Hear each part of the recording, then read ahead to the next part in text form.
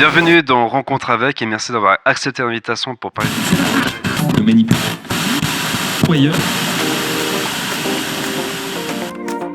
Johan Crocol présente Rencontre avec, un podcast qui va à la rencontre de personnes aux histoires passionnantes de tout horizon. Rencontre avec, c'est à retrouver 2 fois par mois sur les plateformes de streaming et sur rencontre-avec.ch. Alors ne manquez pas ces rencontres et abonnez-vous dès maintenant. Rencontre avec, présenté par Johan Crocol, la nouvelle saison à découvrir dès maintenant sur vos plateformes de streaming préférées. Salut Ryan. Salut Johan. Bienvenue dans ce nouvel épisode de Rencontre avec. Tu es un grand engagé pour porter la voix des jeunes dans différents domaines, notamment à la Commission des jeunes du canton de Vaud. Tu es également rédacteur en chef de Caffeine Média, membre au Conseil des jeunes de Lausanne et encore créateur de contenu pour le CHUV. Je crois que j'ai fait la liste au complet. On va parcourir les différents rôles que tu portes durant cet épisode. Et souvent, j'aime bien poser ces questions un peu larges. Être à la Commission des jeunes du canton de Vaud, c'est quoi ? Waouh, c'est beaucoup de choses à la fois. Mais je pense, si je dois essayer de résumer, ce qui n'est pas forcément évident, c'est surtout, je pense, un engagement qui est certes important, mais qui paraît peut-être au début assez politique, mais qui ne l'est pas forcément. Parce que finalement, ce qu'on fait, c'est porter la voix des jeunes. C'est pas que de la politique, parfois on a peur que ce soit très politisé. Alors il y a un peu ce cliché-là, surtout sur la commission de jeunes du canton de Vaud, mais finalement c'est aussi peut-être pas mal de rencontres. On rencontre des politiciens, mais aussi des personnes de différents milieux médical, milieu social, enfin vraiment de plein de choses. Alors être à la commission de jeunes, c'est je pense pas mal de choses à la fois. C'est compliqué de résumer, mais je pense que c'est juste une expérience incroyable. Et tu es délégué aux relations publiques justement au sein de la CDJ Vaud. En quoi consiste ton rôle ? Alors déjà j'ai été élu, la plénière, donc 25 membres qui ont eu les élections il n'y a pas longtemps pour les membres du bureau. Alors être délégué aux relations publiques, c'est aussi, et vraiment c'est important de préciser, avant tout être membre du bureau, le bureau de la commission qui est composé donc de 5 personnes. Donc on a déjà des séances de bureau avant chaque séance plénière, ce qui nous permet aussi parfois de définir quelles choses nous amenons vers la plénière. Enfin, c'est un peu, on fait tout ce que la plénière aurait moins le temps de faire. Alors, être délégué aux relations publiques, c'est répondre aux mails, faire des accusés de réception à chaque mail qu'on reçoit, coordonner justement les différentes demandes qu'on peut recevoir de personnes, de communes, d'organismes, d'organisations. Et c'est donc un peu aussi être le porte-parole en coordination avec la présidence, donc un peu porter la voix de la commission. C'est principalement répondre à des mails, relire des documents et puis parfois être aussi invité à des événements. Après j'ai rejoint ce poste très récemment, donc je ne sais pas encore pour le moment à quoi m'attendre, mais je pense que ça va être une expérience inoubliable. Puis qu'est-ce qui t'a motivé à rentrer dans la commission ? Alors j'ai fait la session cantonale des jeunes, je l'avais fait en 2023 et j'ai beaucoup aimé. J'étais dans le groupe santé mentale et justement on a pu pas mal voir aussi comment la commission de jeunes fonctionnait, parce que juste après la session des jeunes, ils organisent une grosse campagne de promotion pour rejoindre la commission de jeunes, parce que la commission se renouvelle et donc c'est ce qui m'a donné envie. Et puis je pense aussi le fait de vouloir porter la voix des jeunes. Moi je le faisais déjà d'une autre manière, mais là de pouvoir le faire avec d'autres personnes d'environ différents, avec d'autres jeunes qui sont d'âges différents, qui viennent de tout le canton de Vaud, donc ça m'a motivé, je pense que c'est aussi ça. Est-ce que tu es souvent sollicité pour prendre position au sein de la commission des jeunes du canton de Vaud ? Alors c'est vrai que j'ai rejoint, on a une nouvelle commission, de nouveaux membres, et c'est vrai que là depuis le renouvellement on a eu beaucoup de sollicitations. On a beaucoup de chance d'avoir un conseiller d'État, M. Venizelos, conseiller d'État en charge de la jeunesse notamment, qui nous sollicite énormément, qui nous a fait passer énormément de lois, de règlements d'application, et effectivement là c'est vrai que ces derniers temps on a fait pas mal de prises de position, et c'est vrai que je pense que c'est assez agréable de se sentir écouté parfois, notamment par un conseiller d'État. Puis est-ce que tu as justement un exemple d'une prise de position ou bien un sujet concernant la jeunesse sur laquelle la commission des jeunes a pris position récemment ? Alors on a pris position sur pas mal de choses, et alors on a eu quelque chose par rapport au tabac et les jeunes, justement parce qu'il y a si je ne me trompe pas, un règlement d'application de la loi fédérale. Et donc on a été sollicité pour faire une prise de position sur cet aspect-là. Puis en parallèle de ton rôle au sein de la commission des jeunes du canton de Vaud, tu es également fondateur et président de Caffeine Média. C'est quoi le but réellement de Caffeine Média ? Alors c'est un peu ce cliché où on dit mais c'est pour faire concurrence aux autres médias. Non, c'est pour apporter un nouveau média dans l'horizon vaudois. L'idée que j'ai eue, c'était maintenant en 2022. Je voulais en fait créer un média pour et par des jeunes qui donne la parole à tous les jeunes, sans censure, sans mauvais non plus. Enfin, parfois on peut avoir un mauvais avis ou quoi, on a le droit de donner son avis. Et puis c'était de aussi visibiliser les jeunes qui font des choses qui soient bien, des événements aussi en rapport avec la jeunesse. Je pense qu'on va en parler après, mais l'événement qu'il y a eu avec le CHUV, là, c'était aussi l'occasion avec Caféine de montrer un événement où des jeunes s'impliquent, où des jeunes sont là. Et donc, se dire, on veut viser les jeunes, alors on va là où sont les jeunes, sur les réseaux sociaux. Puis quels ont été les défis principaux que tu as dû faire face, justement, en montant cette association-là ? Alors, déjà, c'était de recruter des nouveaux membres. On fait toujours face à ce défi continuellement. Au tout début, c'était un peu les membres fondateurs, en quelque sorte, si je peux dire ça comme ça. Et puis, on a une équipe qui s'est énormément renouvelée. Il faut quand même essayer de garder les membres le plus motivés possible, ce qui n'est pas toujours évident. Ensuite, c'était, je pense, principalement l'aspect financier. Comme toute organisation, comme toute association à but non lucratif, on a quand même besoin de fonds pour acheter du matériel audiovisuel, pour payer nos abonnements. Enfin, il y a quand même pas mal de frais, mais on a eu quand même la chance d'être financé en partie par le Fonds Jeunesse de l'État de Vaud, puis par Lausanne Région, et je l'espère aussi par d'autres organismes. Puis quelle est ton approche pour dire qu'en fait c'est un jeune qui est fait, enfin que c'est un média qui est fait pour les jeunes ? Alors, je pense qu'on a plein d'exemples aujourd'hui de choses qui sont faites par des jeunes, pour des jeunes et qui fonctionnent. On remarque parfois des projets qui sont faits par des adultes pour des jeunes. Ça, c'est un peu plus compliqué quand ça essaye de passer. Alors, je pense que l'approche, elle est clairement de se dire pour et par des jeunes, ça fonctionne bien. Quand on s'adresse à nos pairs, c'est quand même plus pratique. Et de se dire aussi qu'on va à la rencontre de notre public. Si je peux citer quelques exemples, on est allé sur des manifestations, la grève des femmes, la Mad Pride, la manifestation donc pour la santé mentale. Et là, c'est de se dire, on écoute aussi ce que les autres veulent nous dire, les autres jeunes. Et puis, et donc je pense que c'est cette formule-là qui fonctionne. Puis quels sont les sujets que toi tu choisis pour te dire ah ouais peut-être ça peut intéresser des jeunes. Et en fait je m'inspire de mon entourage. Je pense que c'est ce qui fonctionne le mieux. C'est un peu de se dire est-ce qu'on a une anecdote dans notre vie, est-ce que quelqu'un nous a parlé de quelque chose. Il y a quand même pas mal de choses, c'est parti un peu comme ça. Est-ce que tu as entendu parler d'eux? Puis ensuite on regarde si on peut en faire quelque chose et on essaye toujours de donner la parole un peu à tous les côtés, un peu d'avoir différents aspects, différents avis. Et puis donc on va passer gentiment au défi que je donne à tous mes invités. Il y a un petit rappel des règles, même si tu les connais déjà vu que tu as déjà écouté des épisodes.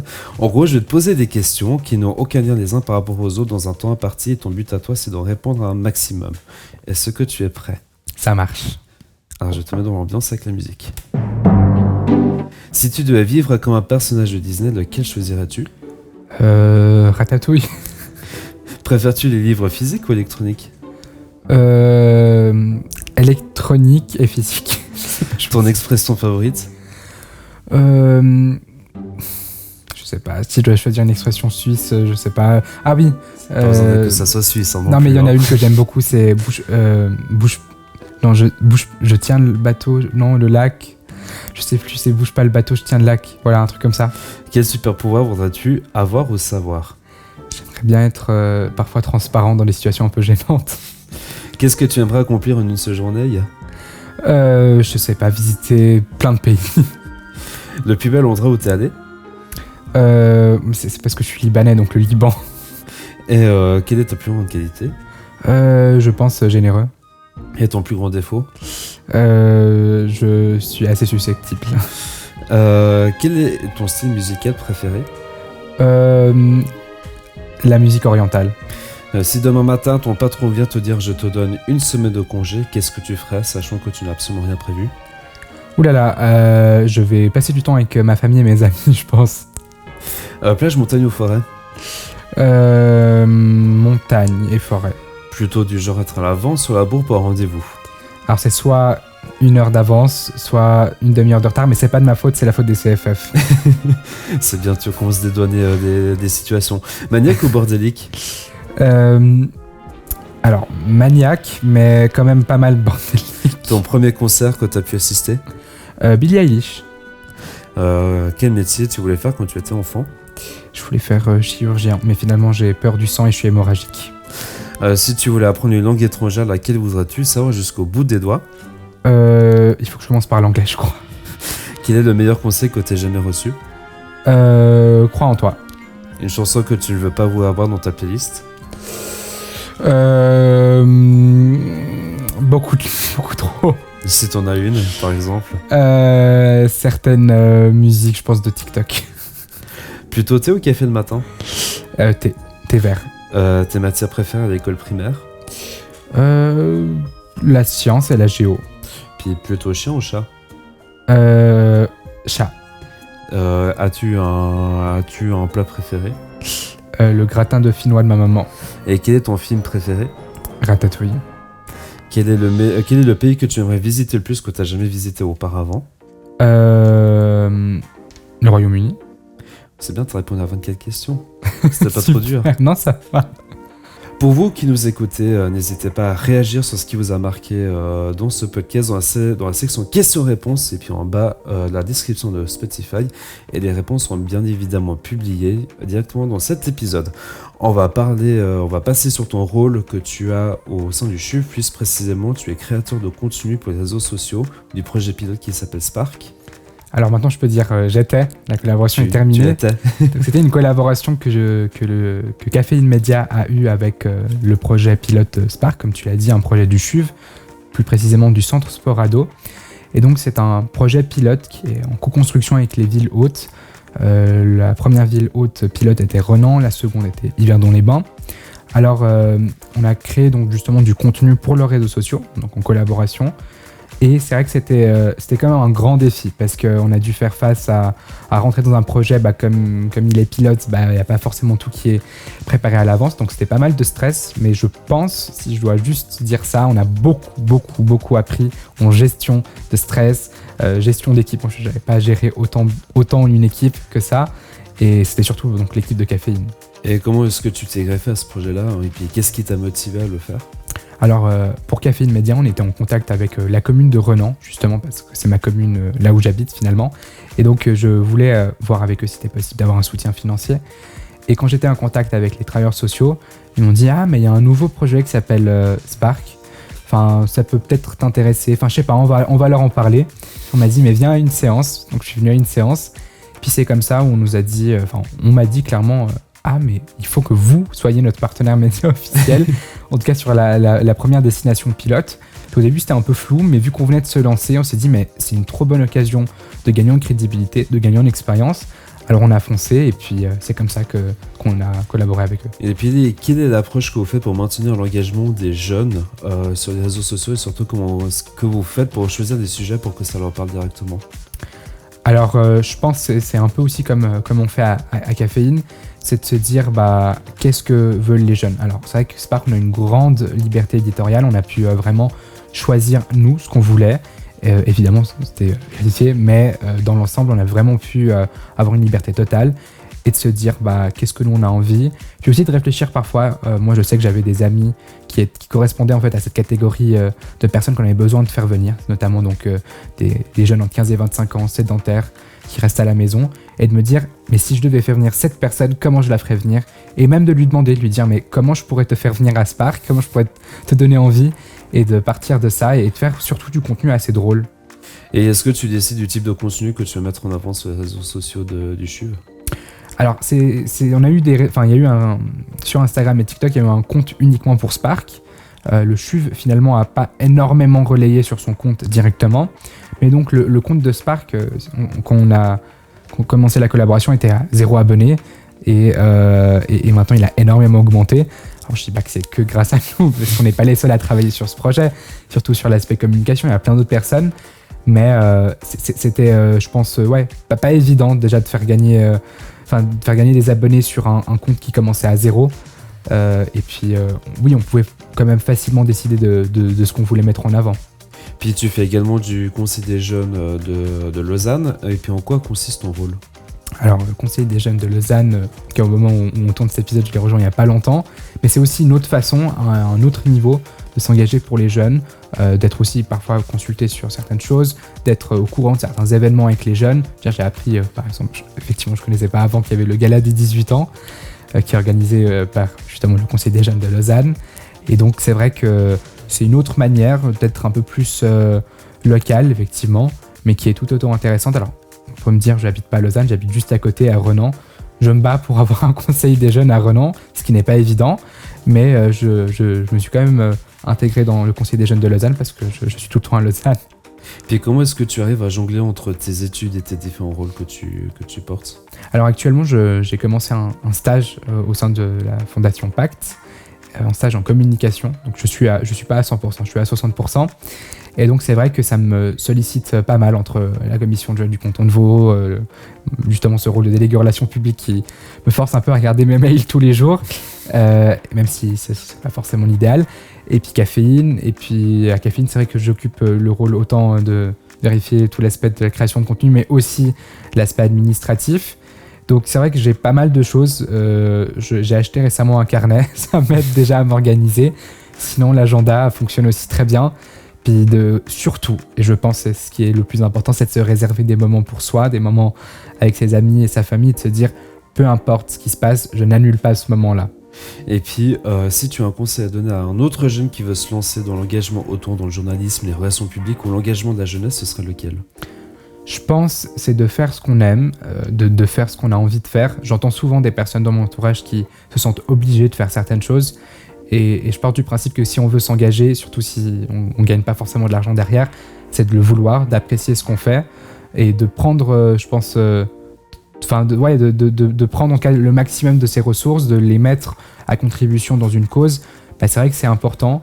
Par contre, ce qui est quand même aussi plus important, c'est sa santé mentale, sa santé physique. Et je pense avant tout de se dire, je veux m'engager, mais est-ce que ça ne va pas non plus me freiner dans ma santé ? Est-ce que ça ne va pas non plus me surcharger ? Et si c'est faisable, de le faire, ça nous apporte non seulement une expérience sur le CV, mais ça nous apporte beaucoup plus, une expérience humaine, des rencontres vraiment très enrichissantes. On rencontre des personnes de différents milieux où on se dirait on ne pourrait pas les rencontrer. Je veux dire, quand j'ai commencé Caféine et qu'on a vraiment commencé à faire du contenu, quand j'ai commencé avec la commission de jeunes et aussi avec la création de contenu avec le CHUV, en une semaine, j'ai vu Alain Bercel, directeur du CHUV, la conseillère d'État Madame Ruiz, Monsieur Venizelos. J'ai commencé à voir tout plein de monde. Et c'est aussi avoir un regard différent parfois sur certaines choses. Et puis aussi peut-être se dire que même si on est jeune, notre voix, elle compte. C'est un peu un slogan partout, mais c'est vraiment vrai. Les jeunes sont écoutés. Puis si on n'est pas écouté, il faut se battre pour être écouté. Puis est-ce qu'il y a des projets futurs ou des initiatives que tu veux mettre en place ? Alors, à titre plus personnel, moi, ce qui me tient énormément à cœur, c'est mon pays. Moi, je suis donc d'origine libanaise, je le dis beaucoup de fois. Et alors, en 2022, j'avais déjà réalisé 2 documentaires sur le Liban. Et en 2023, j'en organise 2 aussi. Enfin, en tout cas, j'en réalise 2, je l'espère. Là, au moment où on tourne l'épisode, je vais voyager au Liban le lendemain. Et j'aimerais bien en janvier 2024 ou en février 2024 faire comme l'année passée, donc louer le City Club, le cinéma à Puy, et organiser une projection. Et donc ça, c'est pour moi un autre aspect que peut-être je visibilise moins, mais qui me tient tout autant à cœur, c'est de porter mes origines même en Suisse. Et alors là, c'est une autre manière. Pour moi, le documentaire, c'était vraiment quelque chose de surprenant aussi comme expérience. Et puis, bien évidemment que tout ce que Ryan nous raconte aujourd'hui, vous pourrez retrouver ça directement en description de ce podcast. Merci beaucoup, Ryan, d'avoir répondu à mes questions et d'avoir participé dans cet épisode. Merci beaucoup. Aussi, et quant Johan. à moi, je vous retrouve dans 2 semaines pour un nouvel épisode de Rencontre avec. Et d'ici là, je vous dis à bientôt.